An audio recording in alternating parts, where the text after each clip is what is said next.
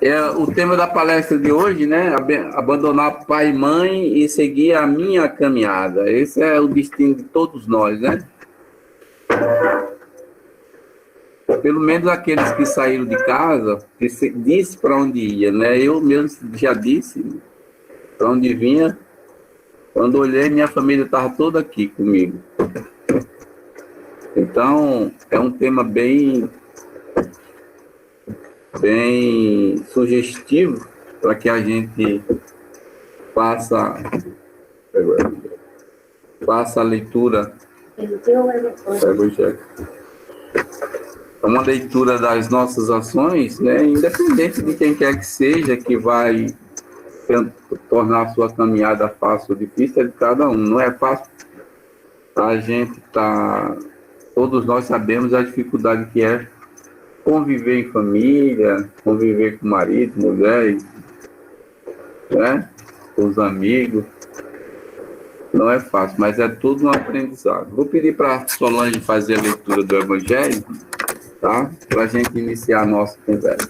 Boa noite a todos e a todas. Boa noite.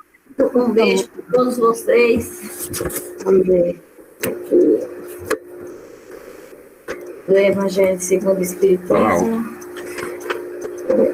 Capítulo do Evangelho segundo o Espiritismo, capítulo 9. Bem-aventurados aqueles que são brandos e pacíficos. E tem obediência e resignação. Item 8. A doutrina de Jesus ensina em toda parte a obediência e a resignação, duas virtudes companheiras da doçura, muito ativas, embora os homens as confundam erradamente, com a negação do sentimento e da vontade. A obediência é o consentimento da razão. A resignação é o consentimento do coração. Ambas são forças ativas porque carregam o fardo das provas que a revolta incessante deixa cair. O fluxo não pode ser resignado, assim como o orgulho e o egoísmo não podem ser obedientes. Jesus foi a encarnação destas virtudes desprezadas pela antiguidade material. Ele veio no momento em que a sociedade romana perecia nos desfalecimento da corrupção. Veio fazer luzir no seio da humanidade abatida os triunfos do sacrifício e da renúncia carnal. Faz como? Cada época está assim, marcada com o selo da virtude ou do vício, que a deve salvar ou perder. A virtude da vossa geração é a atividade intelectual. Seu vício é a indiferença moral. Eu digo somente atividade porque o gênio se eleva de repente e descobre sozinho os horizontes que a multidão não verá, senão depois dele. Ao passo que a atividade é a reunião dos esforços de todos para atingir um fim menos grandioso, mas que aprova a elevação intelectual de uma época, submete-vos ao impulso que viemos dar aos nossos espíritos. Obedecei à grande lei do progresso, que é a palavra da vossa geração.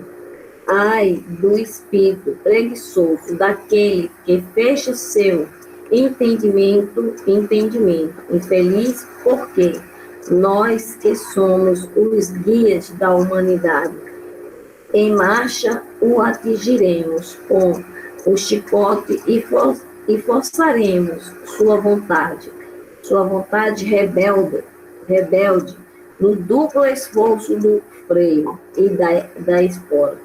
Toda resistência orgulhosa deverá ceder cedo ou tarde, mas bem-aventurados os que são brandos, porque prestarão dócil ouvidos aos ensinamentos. Lázaro, Paris, 1863. Graças a Deus. Que Jesus abençoe todos nós. Pai de infinita bondade e misericórdia, abençoa-nos, Senhor, neste momento de estudo, neste momento de entendimento, para o nosso burilamento, para a nossa caminhada contigo, Senhor, que sempre estaremos. Que Jesus nos abençoe e nos ilumine nesta noite, neste momento de estudo. Pai nosso que estais no céu, santificado seja o vosso nome, venha a nós o vosso reino, seja feita a vossa vontade, assim na terra como no céu. O pão nosso de cada dia nos dai hoje, perdoai as nossas ofensas, assim como nós perdoamos a quem nos tem ofendido. Não deixeis cair em tentação, mas nos livrai, Senhor, de todo o mal. Graças a Deus. Graças a Deus. Depois dessa prece, vamos para iniciar a nossa conversa aqui nessa noite, agradecendo a presença de todos vocês e dizer o seguinte, tá?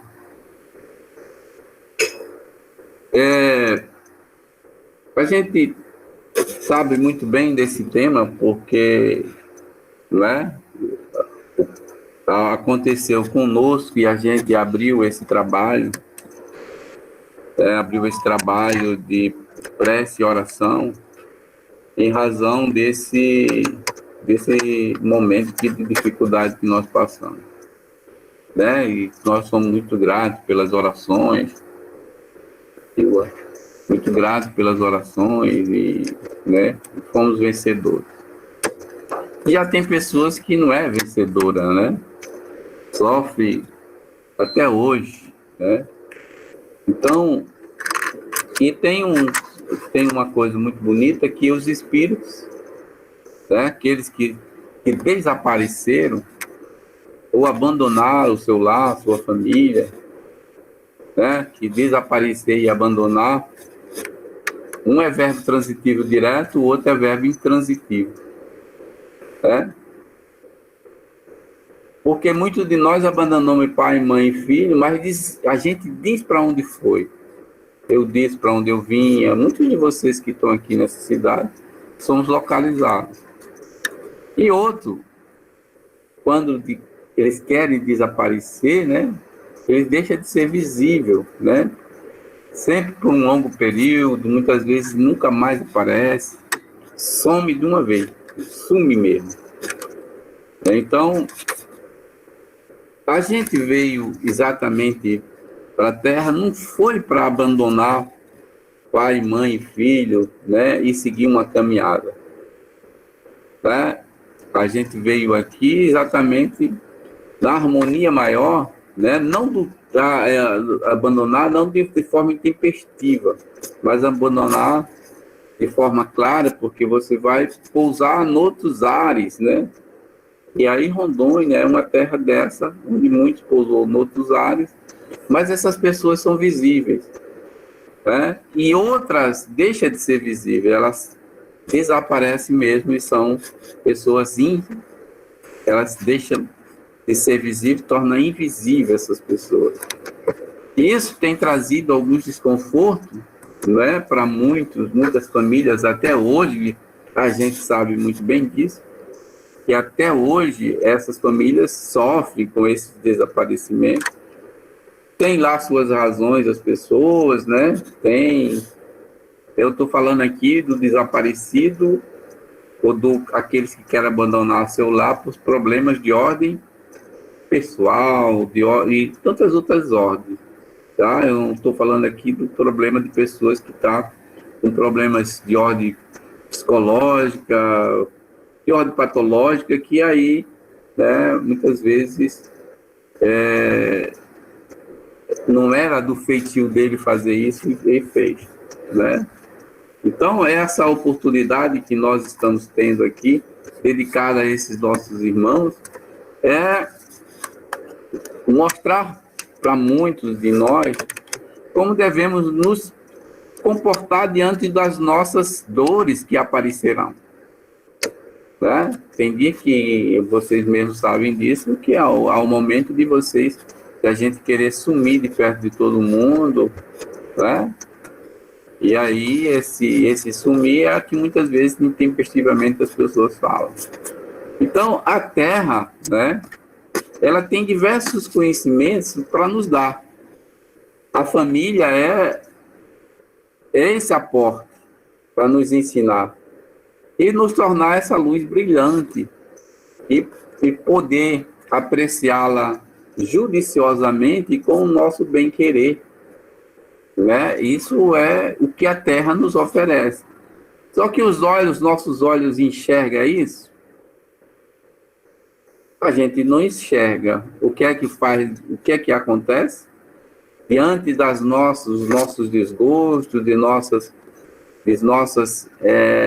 intempestividades, né?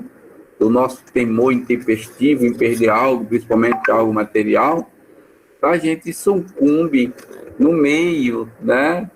De um meio podre mental que deixa a mercê muitos irmãos encarnados e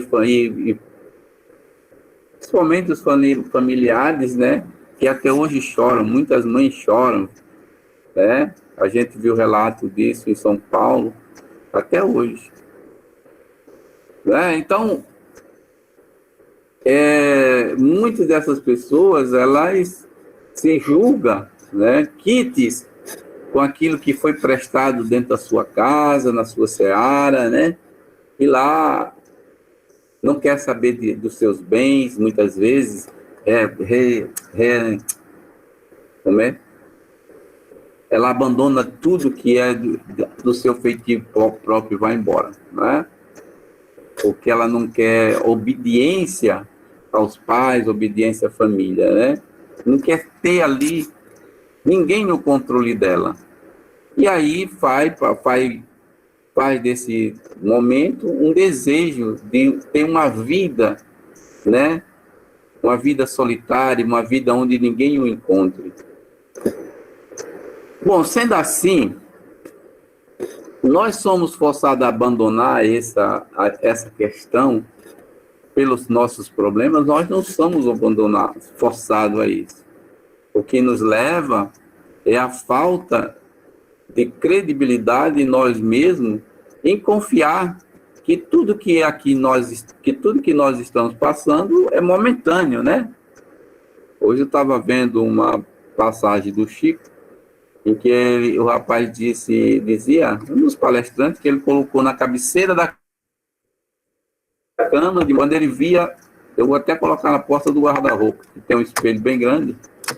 Quando eu acordo, eu olho primeiro meu rosto, se eu estou torto ou bonito, né? Porque a gente conversa a noite toda e de repente a gente está com o rosto meio torto. Então, a gente olhar para essa frase para nos confortar, né? Tudo passa, e realmente tudo passa. O momento que a gente busca para compreender as nossas mazelas morais é um momento de sacrifício que Deus nos colocou para a gente suportar as nossas misérias que aqui nós estamos, né? Lá no Evangelho segundo o Espiritismo, diz o seguinte: aquele que houver deixado pelo seu nome, né? Pelo meu nome, isso Mateus, Jesus dizia, sua casa, os seus irmãos, ou suas irmãs, seu pai, ou sua mãe, ou sua mulher, ou suas terras, receberá o cêntuplo de tudo isso e terá a herança por vida eterna.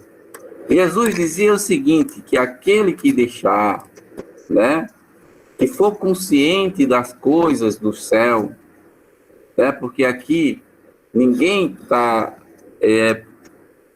veio para ficar, aqui a gente veio para passar.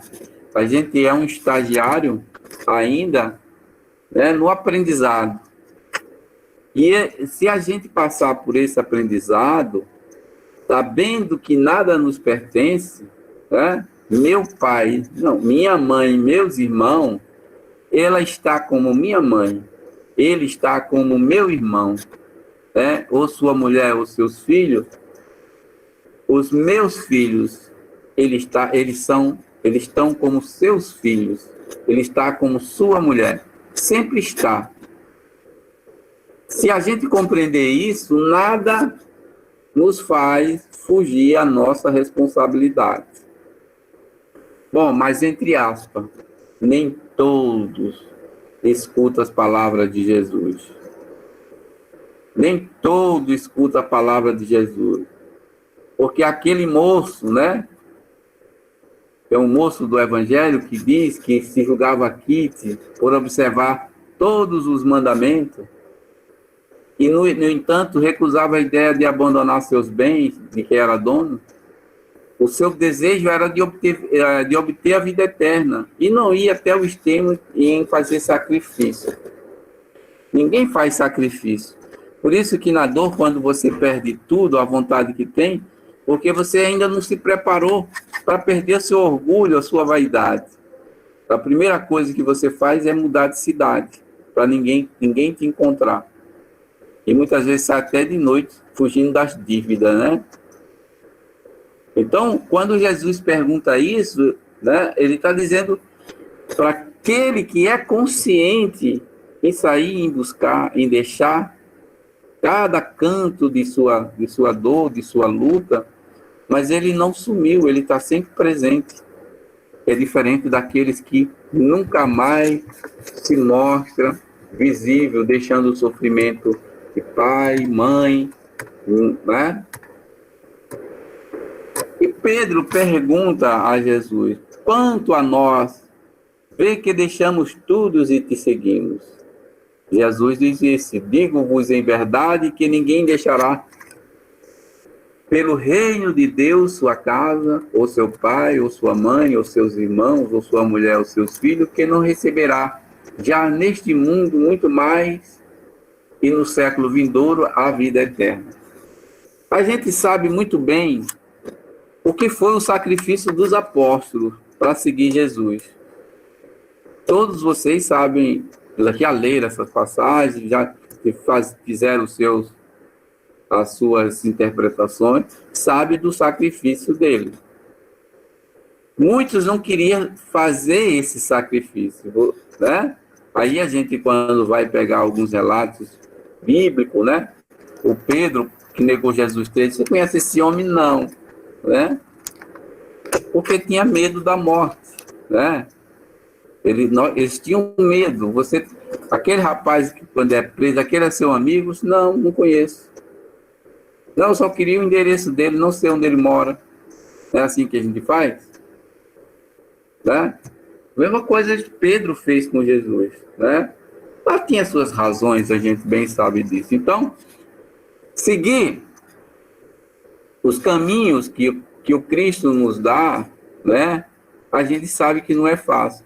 É por isso que muitos de nós fugimos dessa responsabilidade de estar presente com os nossos filhos, com os nossos pais, em dar uma satisfação para eles e não se sentir orgulhoso, pretensioso, no sentido de que eu sou dono da minha vida e posso caminhar sozinho, é que a gente termina perdendo a nossa vida, né? Perdendo uma encarnação, né? Atrasando a nossa encarnação por falta de conhecimento. Então, quando a gente adquire essa maturidade, as coisas ficam muito mais claras. E isso que aconteceu com os apóstolos após a morte de Jesus, né? Algum tempo depois, todos eles ficaram firmes ali, voltaram. Eles sabiam que eles poderiam abandonar sua casa, sua mãe, seus parentes, seus amigos, seus filhos, mas que ele tinha eles tinham certeza de que haveria um mundo melhor, haveria uma vida eterna, haveria ali trazia um conhecimento, né, de outras criaturas. Quando a gente tem consciência disso. Quando não tem consciência disso, a gente assume a nossa irresponsabilidade é muito grande, como tem acontecido. Então disse-lhe outro: Senhor, eu te seguirei, mas permite antes que eu disponha de tudo que eu tenho em minha casa. Não é? Não, ninguém quer fazer sacrifício pelo outro, não. Né? Ninguém quer fazer esse sacrifício. A gente quer fazer esse sacrifício, primeiro deixar todo mundo bem arrumado, agora eu vou fazer minha caridade. Né? Eu deixo todo mundo em casa bem comido, bem jantado, agora eu vou... E aquele que está na rua com fome? Não há nada contra. Né? Mas quando Jesus disse, aquele que disse, deixa eu arrumar primeiro a minha casa, né? Para eu te seguir, Jesus, quem quer que tenha, quem tem do pão da mão na chura e olha para trás, não está apto do reino do céu. Então, os erros cometidos por nós, né? Os erros cometidos por nós, não tenham vergonha de assumir essa responsabilidade. Por isso que muitos desses cidadãos, por orgulho, não voltam para casa. Não se sente sensibilizado com o que está ao redor dele, né? Não se sente, porque ali tem uma discussão muito, muito grande, né? De será que como é que eu vou ser recebido em minha casa? Se eu retornar tanto tempo, meu pai, minha mãe, né? Eu estou abandonado aqui, como será a minha vida? Né? E a gente passa... Muitas vezes, essas pessoas que desaparecem sem dar sentido à vida, eles têm uma visão própria de mundo, né? Eu vou seguir minha caminhada, não quero dar satisfação para ninguém. Poxa vida, tu tem uma encarnação onde tu será abençoado com essa oportunidade. Ora, a gente... essas pessoas, né, muitas vezes, ela tem pouco esclarecimento do que hoje nós temos, mas ela tem no seu ímpeto todo o conhecimento interior que precisa ser praticado. As relações humanas, tá? As relações políticas, de todas as formas, essas pessoas têm. Mas jamais ela renuncia o seu orgulho. Jamais ela nega aquela doutrinação orgulhosa que recebeu lá de encarnações atrasadas. Por não querer se subjugar a determinadas regras do mundo terreno. Porque se a gente está numa família, tem regras a cumprir. Se eu formo uma família, eu tenho que cumprir regras ou não.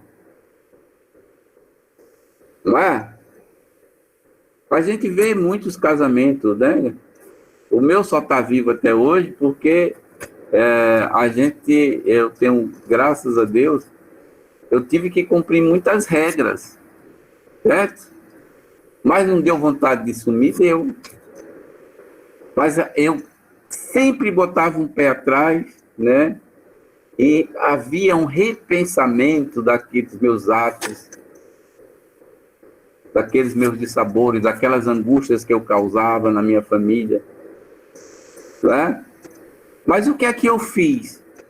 Eu tive que fazer sacrifício dos meus atos libidinosos, né? Da bebida, né? Das noitadas, dessas coisas todas. Né? E muitas vezes as pessoas não fazem. Eu pouco estava ligando com a censura que alguém me dizia. Pouco estava ligando, olha a tua família, porque eu estou lá ligando para a família, né? Eu quero marchar a minha vida, eu quero fazer minha história, eu sozinho, e sozinho você não faz história. Vai lá pegar Pedro Álvares Cabral, quantos membros ele trouxe naquela Pero Vaz de Caminha, né? Os homens que andaram aí, e tinha um líder na frente, quantos não estavam do lado dele? Ninguém faz história sozinho. A gente faz história marchando diante dos nossos problemas, e com ele a gente vai crescendo. E é lógico que após a gente entender que a gente não está sozinho, que os nossos atos, os nossos hábitos, né, de malquerência, os nossos hábitos que desagradam a nossa família, a gente reconhecer que aquilo é um erro, é um grande mérito, e que faz dentro do nosso lar tornar-se uma doçura, né? E ali você converte tudo isso em amizade e tenha certeza de que você está cumprindo o seu dever, um dever cristão, um dever de responsabilidade, e não colocar minha mala nas costas e achar que eu sou um sobrevivente unitário no mundo, né? E tem muitos desses assim, tem muitos, né? E é nessa caminhada, né, que a gente deve sempre sobreviver aos nossos intempéries, porque é caminho, né? É o caminho, mas os momentos de nossas dores e angústias, há sempre a vontade de nós separarmos de tudo e caminhar com os nossos pés, sozinho, sem satisfação de ninguém, abandonar a nossa riqueza, porque quer queira ou quer não, nós temos uma riqueza, por mais que seja pequena, nós temos uma riqueza, nós temos uma família, que é maior riqueza que isso, que vai nos ensinar. Agora, por desobediência, e pela falta de clareza do mundo que eu estou vivendo, junto com aqueles que fazem parte do meu passado, né, eu me proponho a desaparecer, ou abandonar o meu barco, né, porque a gente está numa família, a gente está num grande barco, né? Abandonar o meu barco e aí largar todos ao meu prazer, sem dar satisfação. E deixando todos, né? Porque a lei do retorno, ela é bem rápida, né? A lei do retorno, ela é bem rápida. Quando você desencarna, pensa que não está encarnado de novo. Vai voltar lá. Agora vai acontecer o que você fez com você. Né? Então, essa caminhada que nós estamos com os nossos irmãos dentro de uma família, nós temos que ter uma responsabilidade muito grande, porque ela vai trazer a todos nós o conforto do aprendizado e aqui nos mostrar como deveríamos nos comportar para o amanhã, né? Porque quando eu fujo da escola, eu atrasei de ano. Vou para a escola de novo ano que vem, vou entrar na mesma série. Então, é o que acontece com os nossos irmãos que tomam essa decisão. Então, eu tenho que aprender que tudo que está ao meu redor, é uma luz, né? É um momento não de sacrifício, mas é uma luz que está se acendendo, do qual eu me encontrava no escuro em encarnações passadas, e abriu-se sobre uma nova encarnação, eu me conhecer, eu me tornar um cidadão, uma razão, por mais que minha razão seja forte, mas eu me tornar um sujeito amigo, paternal, onde eu possa honrar meu pai e minha mãe, ser mais afetuoso em todos os aspectos, que é difícil, porque a gente toma muitas vezes a atitude do ponto de vista da carne, e não do ponto de vista do espírito. Ora, diante disso, né, todos nós, como criatura, nós sempre vamos ocupar, vou dizer uma coisa bem, bem clara para todos nós sempre vamos ocupar um lugar na vida futura. Esse lugar seja bom ou ruim. E ele, para ser bom, ele pode demorar de acordo com a tua capacidade de entendimento da vida presente. E aí a ideia que esses homens, quando tomam essas atitudes, eles não pensam na vida futura. Eles pensam na vida presente. E quando desencarna, eles vivem o presente e não vivem a vida futura. Por quê?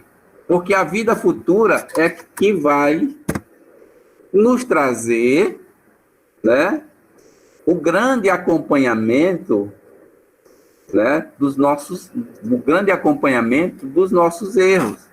E lá em cima, eu vou perecer tudo isso que eu fiz. É por isso que muitos dos irmãos que desencarnam, como a gente sabe, né, querem voltar para ter uma nova oportunidade. Escreve lá, quando é que eu vou ter uma nova oportunidade? Peço sempre a Deus. A gente sabe que não é fácil assim, né?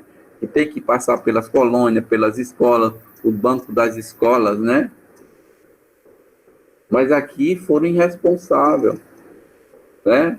Aqueles, muitas vezes, tiveram seu desenvolvimento intelectual, né, conquistado pelo seu prazer de estudar, mas tinham muito orgulhosos, né?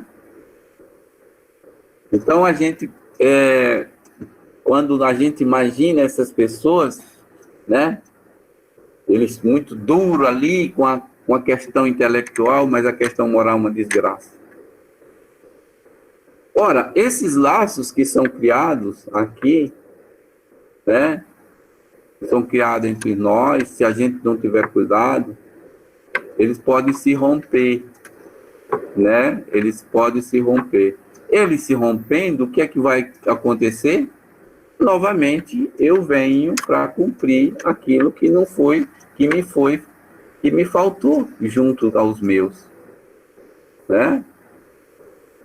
Junto aos meus, principalmente com pai, com mãe, né, com irmão, aquele irmão chato, aquele cunhado chato que está na tua casa todo dia para o almoço, depois ainda vai tirar uma sonequinha do quarto de visita com o ar-condicionado ligado, e você passa, fica reclamando, tá? E aí termina se aborrecendo, e briga com todo mundo, quer ir embora, pega a mulher diz que não vai, né? E aí ele diz, eu vou, já que tu não vai, mas eu não quero vir. Então, ele toma essas atitudes bem intempestivas, que amanhã traz novamente, pode trazer novamente ao seio de uma família, e essa nova família, com os mesmos problemas para que ele entenda. Só que ele teve essa vida futura, demorou um pouquinho a ocupar esse espaço, e garantir uma nova oportunidade para trazer essa bagagem, uma maior bagagem moral, né, no mundo espiritual e aqui praticar, para ser mais humano em todos os aspectos de respeito, né? Então, veja que não é fácil o sujeito dizer, eu vou criar minhas asas e vou embora, não quero saber mais de vocês. Nós temos responsabilidade. Nós temos, quando chegamos aqui, né, a gente não é mais primitivo. Quando aqui nós estamos, nós não somos mais povos primitivos. Nós nos fortalecemos, né? Tivemos uma nova sensibilidade moral, né? Temos um novo aprendizado, e aí nós estamos pondo em prática tudo isso. Por que separar isso? Né? Por orgulho, porque, né, como disse um rapaz em São Paulo, ele saiu de casa, mas ele falou para mim que ele tinha vergonha de voltar para casa, só se o pai dele viesse buscar. E aí eu falei para ele que eu estava procurando meu filho, olha, graças a Deus que você está... E eu gostaria que meu pai viesse buscar. Por quê? Porque eu não tenho coragem de voltar para casa. Ele falou bem assim. Veja só o quanto as nossas vidas vão se cruzar diante das nossas enfermidades, né? As nossas enfermidades. Porque muitos desses espíritos foram os espíritos tribais que não se ajoelhava diante da perda de uma guerra, né? O seu líder é fulano de tal, eu não aceito. Então vai ter que ser decapitado. E essa ferramenta, que é o instrumento aqui na Terra para todos nós, porque a gente vai criar laços, né? Nós vamos criar laços de oportunidade, de amizade, né? Laços e esses laços, amanhã ou depois, nós vamos estar juntos novamente, né? Porque tem pessoas que você não tem mais laços espirituais do que lá, tem pessoas que você tem um laço afetivo mais do que uma pessoa dentro de casa. É pelos laços espirituais, é pelo progresso que você fez. E você deixa tudo isso por orgulho. É uma lei da natureza nós estarmos juntos para o nosso adiantamento moral, né? Em todos os aspectos. Essa é a condição que Deus aqui nos coloca como sendo homens em oportunidade maior. E criar para todos nós, para que nós tornemos um novo ser, né, no amanhã. Segundo a espiritualidade, um espírito para se tornar puro, leva aí 4.000 anos, né? Tornar puro. Então, imagina quantas encarnações um cidadão desse não teve. Né? Quantas encarnações? Tem segundo eu estou ouvindo aqui do Espírito, de 4 a 5 mil anos. Então eu vou levar uns...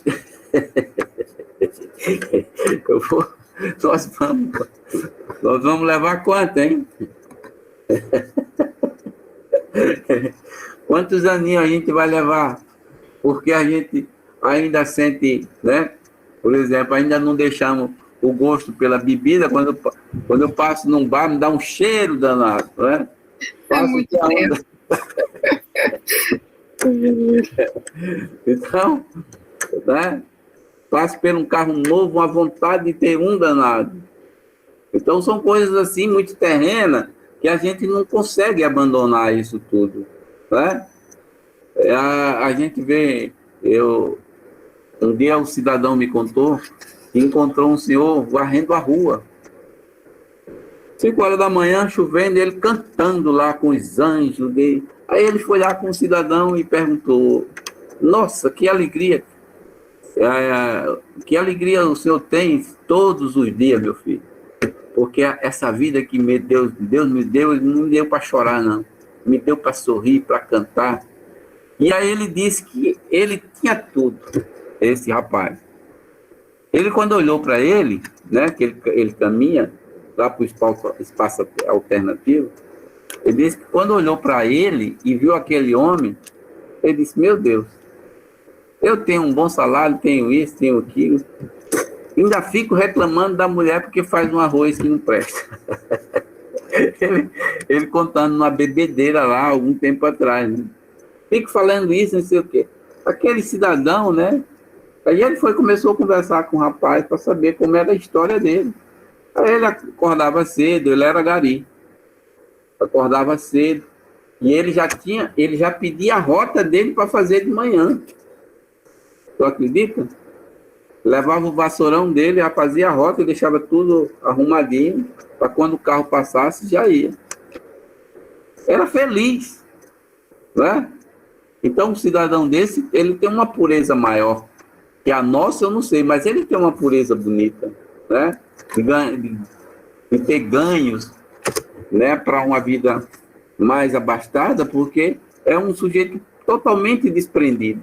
E nada lhe fazia para que ele deixasse essa vida, né?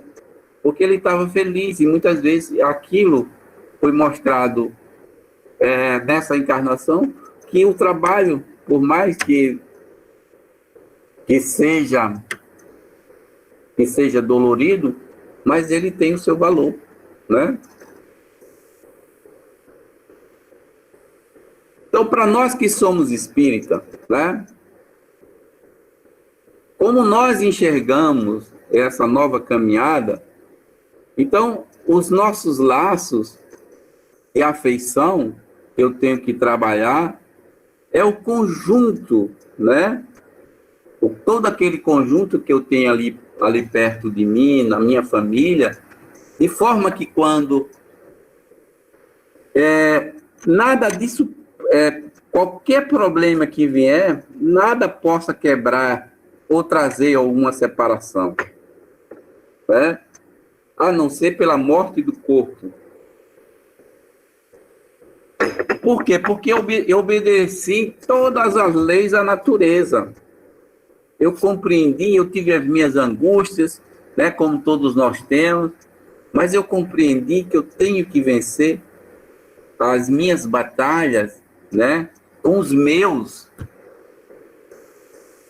Ali a minha verdadeira depuração é um forno, né? Quando a gente está numa família, a gente está num forno, não está?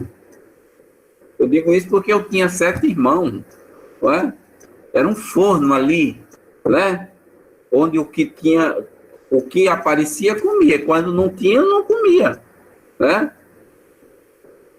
O mais agoniante era a vida da mãe, porque a mãe era uma galinha, onde ali colocava seus filhos. Imagina o sujeito quando sai e não dá satisfação da sua vida para aquela criatura que o criou. Por mais que ele seja errado, mas ela nunca vai desprezar o seu amor por ele.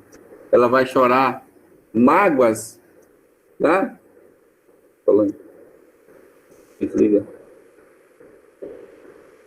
Ela vai chorar ali o resto da sua vida. Então, essas pessoas, nós temos que enxergar a responsabilidade dos nossos atos cristãos, porque nós não vivemos só no mundo. Nós temos força dentro de nós, força consoladora, em que muitas delas nos faz criatura viva e para suportar todas as vicissitudes da vida. Porque isso a gente tem, essa força viva. Basta botar essa engrenagem para funcionar. É fácil? Não é para ninguém, tá? Para ninguém é fácil. A gente vê pessoas aí fugindo da sua responsabilidade pela bebida, pelas drogas, né? Houve um momento de dificuldade em que as pessoas vão e procuram as drogas, procuram a bebida, que é o caminho mais fácil de sair daquele turbilhão. Mas amanhã, como é que fica? Imagina aquele cidadão que larga tudo, né? E quando acaba a vida desse cidadão que largou tudo? Ele vai estar encarnado do mesmo jeito. E quando ele entra no plano espiritual, as dores são muito mais terríveis, né? Porque a presença física dele vai estar entre nós, no seu desencarne. Ele vai para onde gostaria de estar, não é? O morto não é assim? Eu morri no hospital, mas eu venho para onde? Venho para dentro de casa, não é? Tu vê, tu ouve, tu escuta, né? Tu vê, tu nos vê, né? Ele nos vê, ele nos escuta, mas a gente consegue vê-lo? Não. Então, se cada cidadão desse pensar, escutar-se a maneira de como se capacitar para uma vida maior ou melhor, né? Porque a gente se capacita para uma vida maior e melhor, quando a gente entende a doutrina espírita. O nosso corpo físico não ia perecer, né? Como um cidadão que abandona o seu lar. Porque perece mesmo. E depois da morte, perece mais ainda. E ele, agarrado ao seu corpo físico, às suas dores, aos seus reversos morais, né? Nada vai adiantar. Por quê? Porque nada disso ele soube conquistar. Aí é onde que entram os grandes sofrimentos, né? Aí é onde que andam os grandes sofrimentos.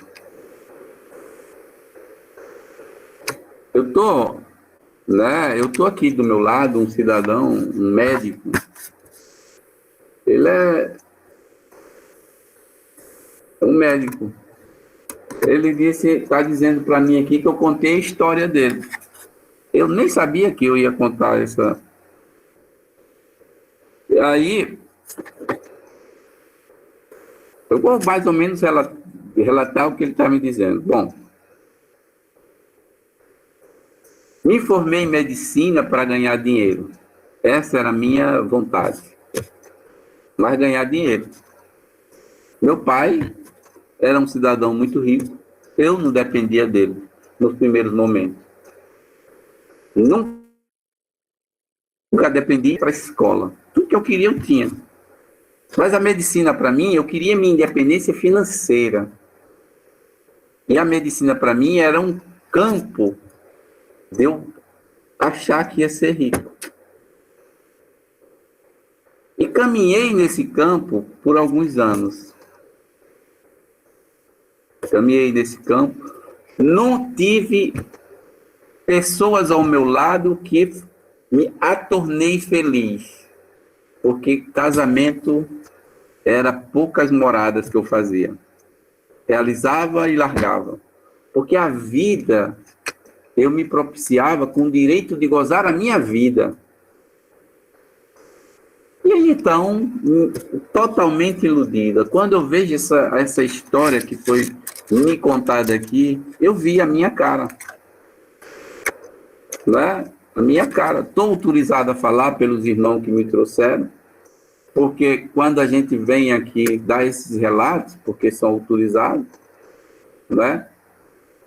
Todo mundo sabe aqui do meu desenvolvimento intelectual, os meus irmãos que estão ao meu lado sabem da minha condição, mas não sabia da minha condição moral.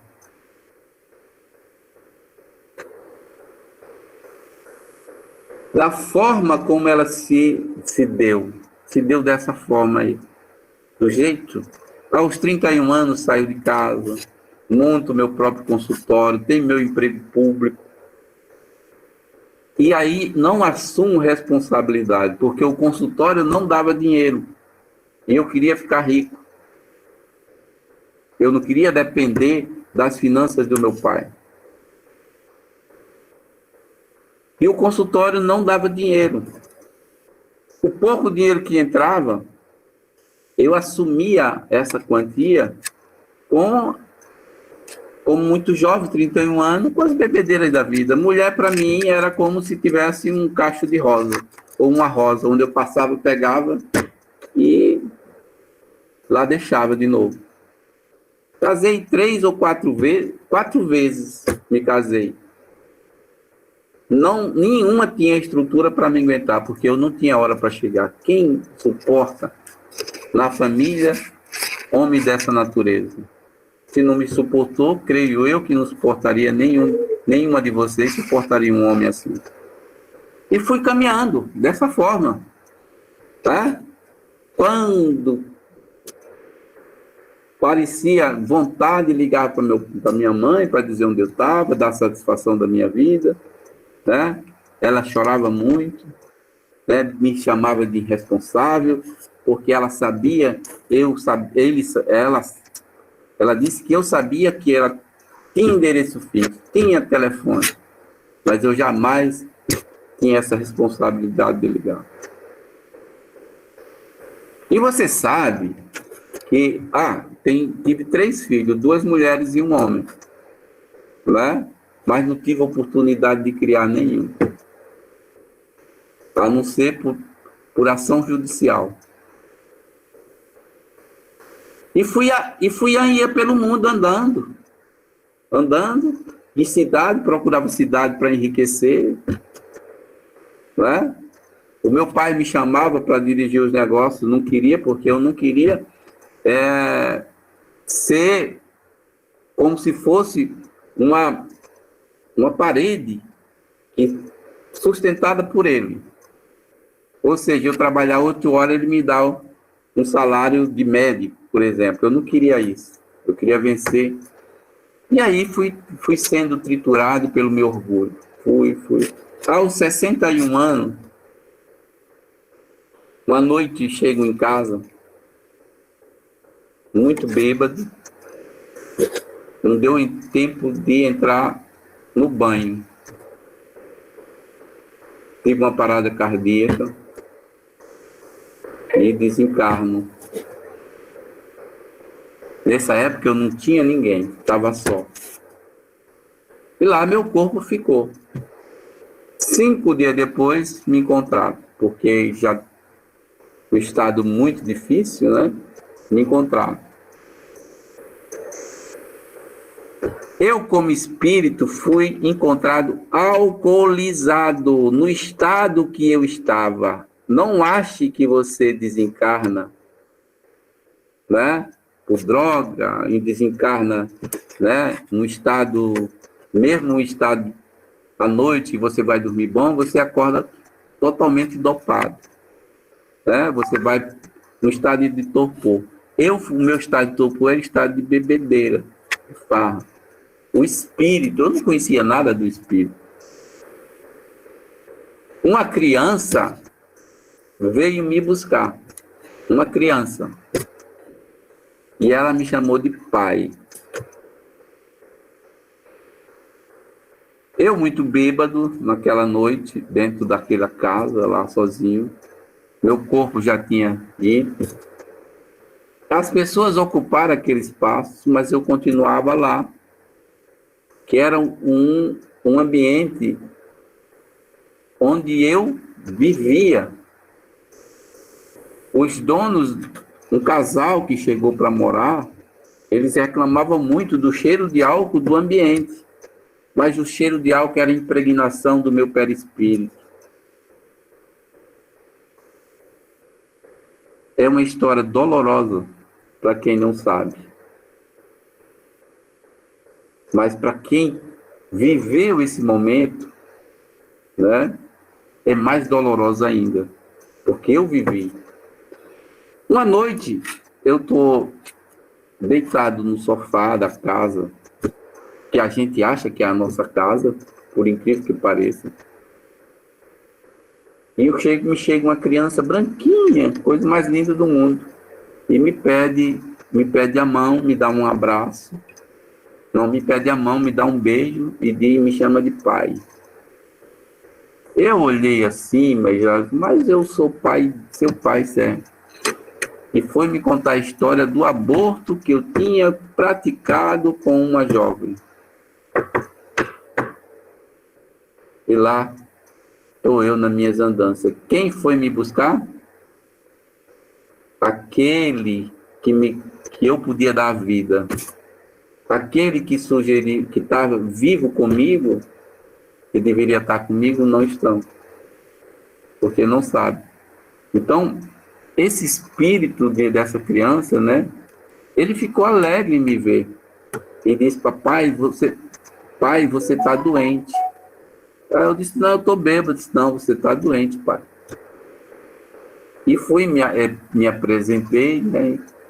Aí depois ficou conversando comigo, até me apresentar a 4, 6 pessoas que trouxeram uma maca. Eu era um corpo volumado, alto, tinha mais de 1,90 m, bem alto, e me trouxe essa essa maca, me botaram na maca e me levaram.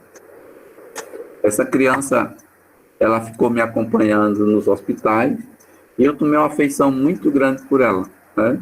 Uma afeição bonita. São coisas... Depois eu ficava pensando, né? Como minha mãe dizia, que rezava tanto por mim, e eu digo, continue rezando, mãe, que eu preciso. Mas eu não fazia esforço nenhum para rezar, né? Vai com Deus, meu filho, Nossa Senhora te acompanhe. Então, eu hoje, né, trabalho nas colônias, resgatando os mesmos que eu, né?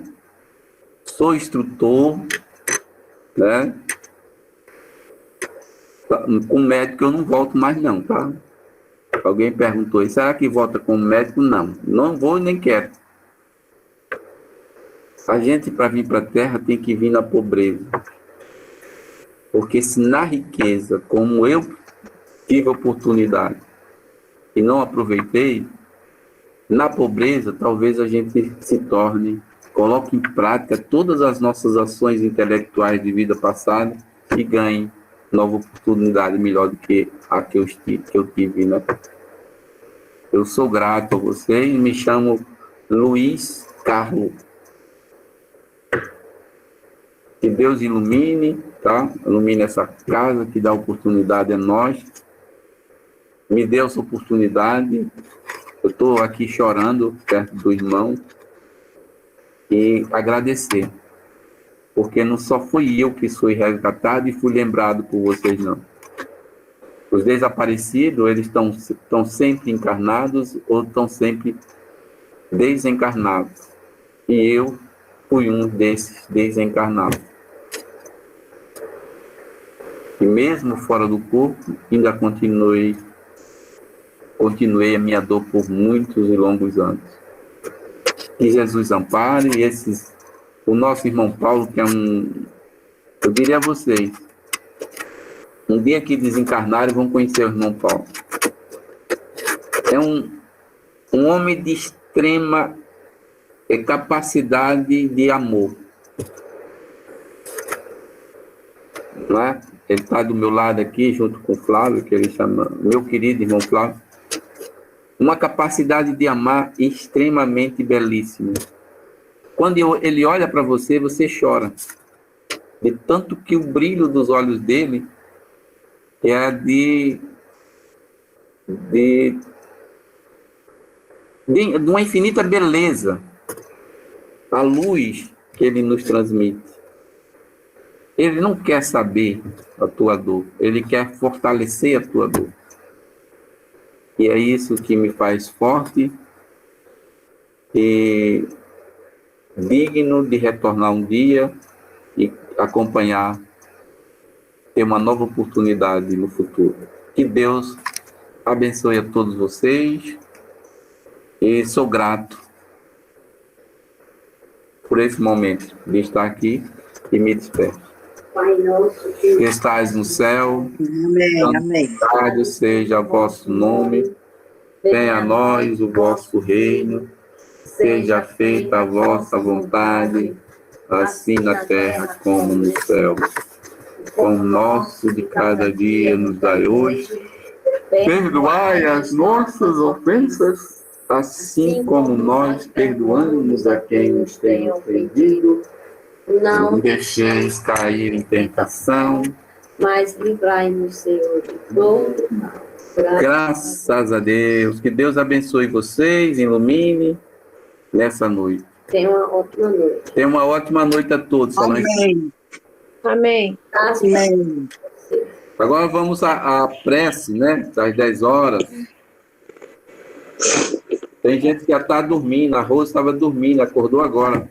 O espírito foi lá, beliscou ela, acorda.